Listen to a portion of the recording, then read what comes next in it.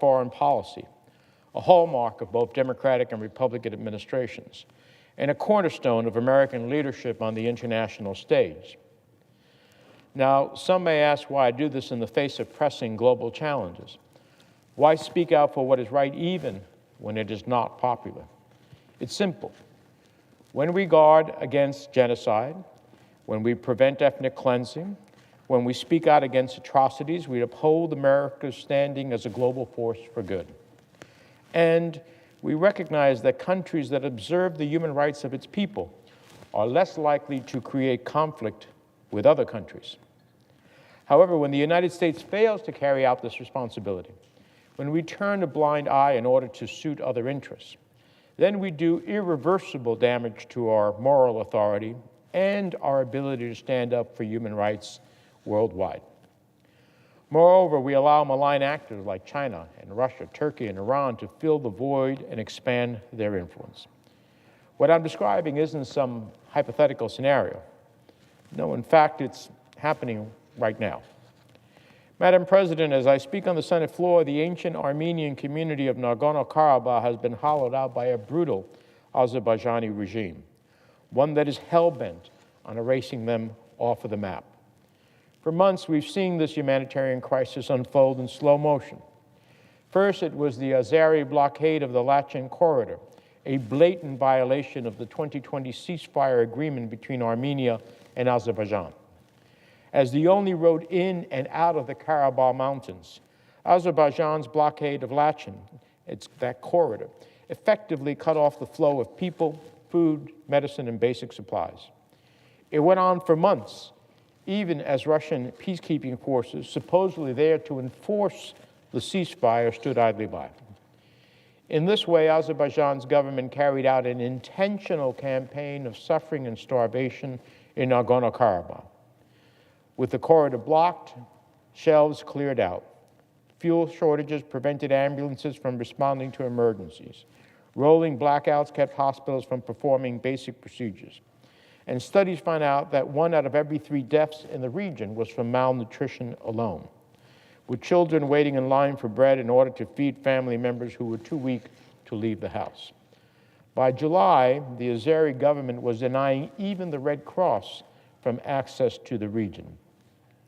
And in blatant violation of the Geneva Conventions, Azerbaijan began detaining medical patients who were being transported through the corridor for treatment. Make no mistake, the 10-month Lachen corridor blockade was part of a diabolic plot to force the ethnic Armenian enclave to submit. That isn't just my firm belief.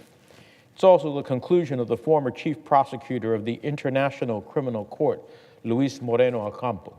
In a report calling on the global community to recognize the blockade as a genocide, he said, quote, "There are no crematories and no machete attacks. Starvation is the invisible genocide weapon. Without immediate dramatic change, this group of Armenians will be destroyed in a few weeks." Close quote. Madam President, he wrote those words on August the 8th, over 3 months ago. What we have seen since then has been nothing short of barbaric. On September 19th, Azerbaijan launched a full-scale invasion of Nagorno-Karabakh. The next day, President Aliyev delivered a televised address from Baku stating and speaking of his iron fist and declaring that Karabakh is Azerbaijan. It was a harbinger of things to come. After quickly overwhelming Armenian forces, the Azeri army seized control of the region and forced the local government to capitulate at gunpoint. Azerbaijan pledged to respect the rights of ethnic Armenians, but after decades of violence, repression, and broken promises, those in harm's way knew better. Of the estimated 120,000 residents in the region, which we call Artsakh, more than 100,000 fled their ancestral homes. On the ground, reports of this forced exodus are brutal. Buses were packed to the rim with refugees clinging to the very few items they could carry. Journeys as long as 40 hours were documented on the only mountain road leading into Armenia. And of among the exhausted and suffering Armenian refugees, nearly all were deprived of food and medicine as they hurriedly fled their homes. The Armenian health minister announced that some people, including elderly patients, died on the journey. And it is no surprise, really, when you consider the eyewitness account of a health clinic director in the Armenian border city of Goris. According to him, most of the patients that they treated at a health clinic on the border were, quote, cases of malnourishment, dehydration, people who had been unable to take prescriptions because they simply didn't have access after being on the road for 2 or 3 days. The clinic treated these patients as well as others suffering from bullet wounds and broken limbs, bruises consistent with beatings. Hundreds of cases of shrapnel injuries, some of which required amputation. Madam President, if this is not evidence of human rights abuses, then what is? Make no mistake, this year alone, the Armenian people have suffered through a 10-month siege, a lightning military campaign that killed hundreds of civilians, and the forced departure of tens of thousands of residents from their homes. These refugees need our help, and they need it now. With temperatures poised to drop during the brutal winter months in the mountainous region, these newly displaced refugees will need food, shelter, warm clothes, essential services like healthcare. They'll need assistance as they try to pick up the pieces that were shattered in the frantic rush to flee. And they'll need long-term support in the midst of a chronic housing crisis in Yerevan that presses many families out of the capital city. The United States can, and it should, fill this need with clothing and blankets, energy assistance, and other humanitarian aid. To those who point to the acute suffering currently going around the world, particularly in the Middle East, I ask you this: should we be in the business of picking and choosing which humanitarian crisis we respond to? Whether it's Palestinians being used as human shields by Hamas, or Armenians forced to leave the only homes they've ever known, should we ever ignore the human suffering of those crying out for help? To me, it is a false choice to support aid for refugees in some circumstances, but not others. America has to continue to show up for displaced individuals everywhere they are found, especially as we defend human rights wherever they are violated. Above all, we must continue to press for accountability when it comes to those who violate human rights. Wherever assaults are launched without warning or provocation, whether it's Russia's unprovoked war in Ukraine, Azerbaijan's invasion of Nagorno-Karabakh, or Hamas's barbaric terrorist attack on Israel, we have to stand with our allies as they seek justice for victims in a way that upholds human rights and follows the laws of war. The eyes of the world are watching how the United States responds to these conflicts.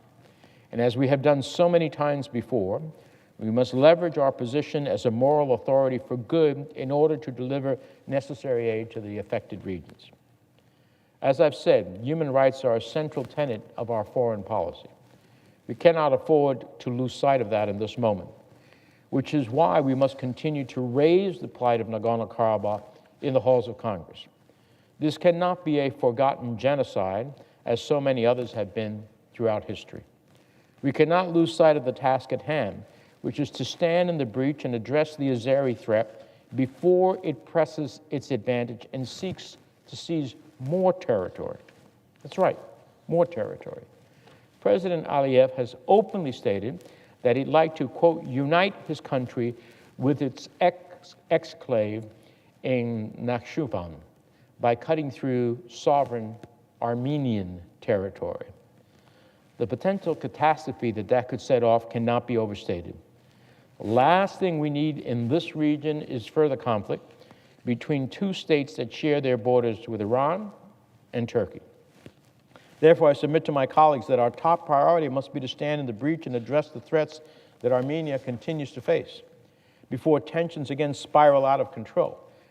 We must invoke the language of what has happened here in terms of genocide, vowing to never forget the horrific actions that Azerbaijan carried out in its ruthless campaign. I, for one, will not stop or rest until a full accounting of Azeri atrocities is completed. I'll continue to oppose any and all military aid to Azerbaijan in light of their horrific human rights record.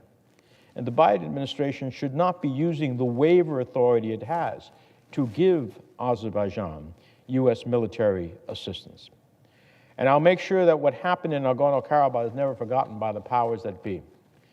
Many of my colleagues will recall a previous instance when the moral line between right and wrong was so clear. It was during our successful effort to recognize the Armenian genocide after more than 100 years of equivocation and denials. That resolution did not come about in a single day. It did not come about in just one Congress. When I was a member of the House of Representatives, I helped introduce these resolutions every single Congress. And when I came to the Senate, I introduced them every single year as well until it finally passed with overwhelming bipartisan support in December of 2019. That victory, that long-awaited moment, was the result of years, if not decades, of dogged advocacy until justice was finally achieved. I'll never forget then, and I will never forget now. And in this same spirit, we cannot let this crisis fade from the memory. In the same way that we remember the millions of Armenians who were ruthlessly slaughtered by the Ottoman Empire, so too must we remember the lives lost in Nagorno-Karabakh and the tens of thousands of refugees who have been forced from their homes. We have to stand in solidarity with them today, tomorrow, and every day going forward. We must end our support for the Azeri government that perpetuated this assault. And we must sanction all those responsible for carrying out these despicable crimes against humanity. That, I believe, is the task before us in the Senate. It is a goal we must commit to if we are to shine as a beacon of hope for oppressed people around the world, to be that moral voice of clarity as it relates to human rights. You can't pick and choose. And so this is a moment to make sure that we stand up for those who have had their human rights ultimately denied as a result of the Azeri government, were forced out of to their historic homes, and now face the challenges of a bitter winter. We can make that bitter winter better. Thank you, Madam President. I yield the floor.